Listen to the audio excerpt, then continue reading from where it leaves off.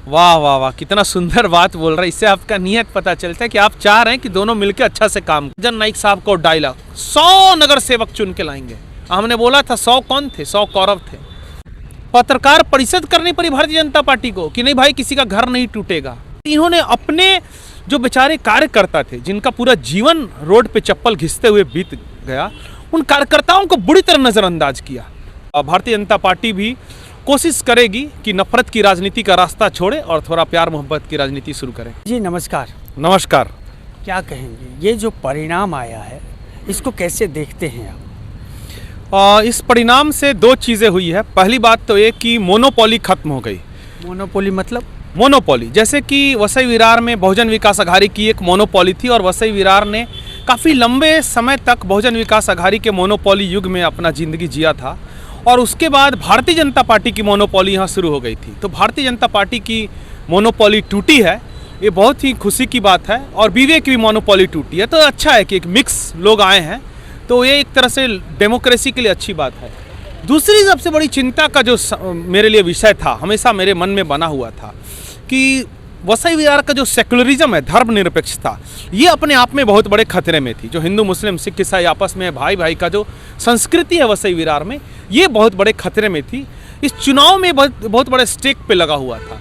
तो भारतीय जनता पार्टी का महापौर नहीं बनना और भारतीय जनता पार्टी को व्यापक जनाधार नहीं मिलना, ये बहुत बड़े रिलीफ की बात है 30 लाख वसई विरार की जनता के लिए। और मैं उम्मीद करता हूँ कि भारतीय जनता पार्टी भी कोशिश करेगी कि नफरत की राजनीति का रास्ता छोड़े और थोड़ा प्यार मोहब्बत की राजनीति शुरू करें। विधानसभा चुनाव में जो परिणाम आया था उससे तो कहीं ना कहीं लग रहा था कि बीजेपी पूर्ण बहुमत हासिल करेगी और बीजेपी के अपने पुराने कैडर थे, वो कार्यकर्ता थे। फिर क्या हुआ कि ये चुनाव में पराभव झेलना पड़ा बीजेपी को। भले ही वो कहने के लिए कहते हैं हम एक थे, हम 44 पे आ गए। देखिए, इसमें सबसे बड़ा बात है अहंकार। अहंकार रावण का भी टूटा था। आप हिंदू हो, मुस्लिम हो, सिख हो, ईसाई हो, बचपन में रामायण हम सबने देखा है।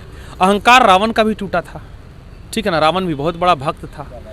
तो अहंकार से बचिए। भारतीय जनता पार्टी जैसे चुनाव जीती, दोनों विधायक अपने आप को समझिए कि एकदम लंकापति घोषित कर दिए। पत्रकारों का सम्मान नहीं करना, पत्रकारों को हिराकत की नज़र से देखना, पत्रकारों से बातचीत नहीं करना, पत्रकारों के सवालों का जवाब नहीं देना। मुझे याद नहीं आ रहा इन्होंने पत्रकार परिषद कब लिया होगा, दोनों विधायकों ने। तो इनका घमंड इतना ज़्यादा बढ़ गया कि पहले तो इन्होंने पत्रकारों को निशाना बनाया, उसके बाद जिस जनता से जो वादे किए थे, जनता को पूरी तरह से इग्नोर कर दिया। और तीसरी बात, इन्होंने अपने जो बेचारे कार्यकर्ता थे, जिनका पूरा जीवन रोड पे चप्पल घिसते हुए बीत गया, उन कार्यकर्ताओं को बुरी तरह नज़रअंदाज किया। तो ये तीन चीज़ें ने प्रभाव डाला और अंत में आप देखिए भारतीय जनता पार्टी तहस नहस हो गई। और मैं अब बोलता हूँ कि यही ट्रेंड रहा तो शायद राजन नायक और सिन्हा दुबे मैडम विधायक भी नहीं रहेंगी।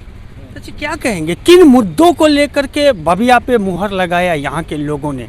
क्या रही वो मुद्दा, मैं वो जानने की कोशिश करता हूँ, क्योंकि हम लोग पत्रकार हैं, हम तो हमारे लिए सारे मुद्दे रहते हैं, हमें दिखता है। वही मैं सोच रहा हूँ कि एकाएक जो हारते हारते बबिया आज महापौर बिठा रही है, आखिर कारण क्या रहा? वो कौन सा मुद्दा था जो बबिया को वोटिंग बढ़ाया दिया उसको, और उनकी ऐसा कहे कि सम्मान भी बची है इस चुनाव में उनकी? हाँ, बहुत सुंदर सवाल है। इसमें भारतीय जनता पार्टी लोगों को आतंकित कर रही थी, तो इसीलिए मैंने बहुत पहले ये कैंपेन शुरू किया था कि भाजपा आएगी बुलडोजर लाएगी, जिसमें कि आपने भी कितनी बार मेरा इंटरव्यू लिया और यहीं पे इसी ग्राउंड में बुलडोजर घूम रहा था। हमने बोला था कि भारतीय जनता पार्टी को अपना निशानी कमल से हटा देना चाहिए, बुलडोजर आना चाहिए। बुलडोजर बाबा, बुलडोजर पे पिछले विधानसभा में मैंने उन्हें बुलडोजर पे प्रचार किया था।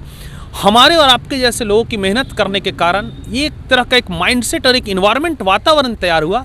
भारतीय जनता पार्टी के किसी लोगों के जुबान पे नहीं आया कि भाई बुलडोजर पे चलो प्रचार करो, वरना बुलडोजर रैली निकालते थे लोग। निकालते थे कि नहीं, बताइए? बिल्कुल।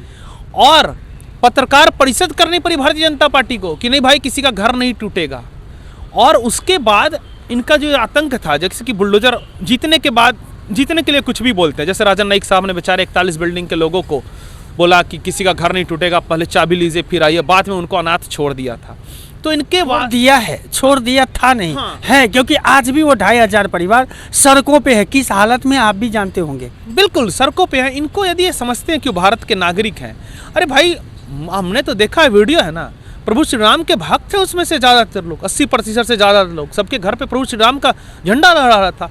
आप यदि सच में भारतीय जनता पार्टी के हैं और हिंदू मुस्लिम की राजनीति करते हैं, राम भक्त हैं, तो आप राम भक्त है कि नहीं? विधायक एज ए विधायक सवाल उठता है ना। आप उनको पता कीजिए, उनको एक सर्टिफिकेट दीजिए और उनको बोलिए कि आपको यहाँ पे ये ज़मीन अलॉट होता है और यहाँ पे घर बनेगा, 1 RK ही घर बनेगा, लेकिन आपको 1 RK घर मिलेगा। आप प्रोजेक्ट लाइए, प्रधानमंत्री आवास योजना आपके पास, आप उस पर काम कीजिए। तो इन्होंने कसम खा लिया काम नहीं करेंगे। अभी 1 साल में भी इन्होंने कुछ नहीं किया, आगे भी ये कुछ नहीं करेंगे। तो कमल के निशानी से किसी को कोई उम्मीद नहीं है। और ठीक है, इनके लोग आ गए, लेकिन आपको याद होगा राजन नाइक साहब को डायलॉग, 100 नगर सेवक चुन के लाएंगे। हमने बोला था 100 कौन थे? 100 कौरव थे। 100 नगर सेवक चुन के लाएंगे।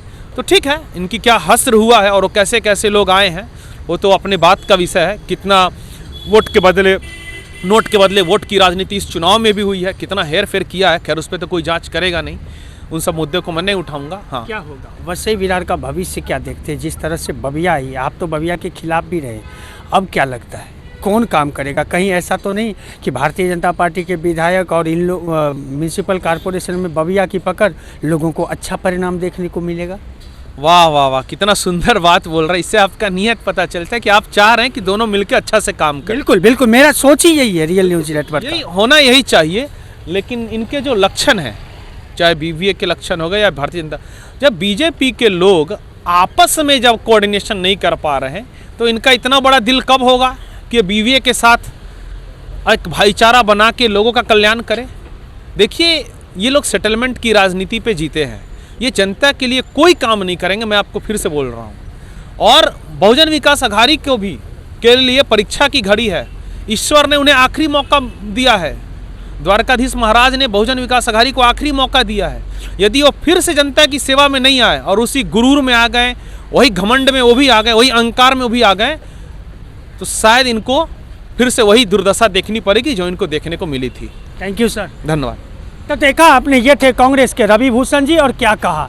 दोस्तों, प्रतिक्रिया कमेंट के माध्यम से जरूर दें। चैनल को लाइक, सब्सक्राइब और शेयर करना ना भूलें।